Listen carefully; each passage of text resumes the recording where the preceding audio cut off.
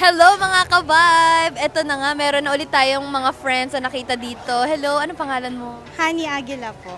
Erin Samson. Heartbroken? Pero ano yung mga OPM songs na pinapakinggan mo nung heartbroken ka? Ayun nga po, kay Moira, more on Malaya and Paubaya.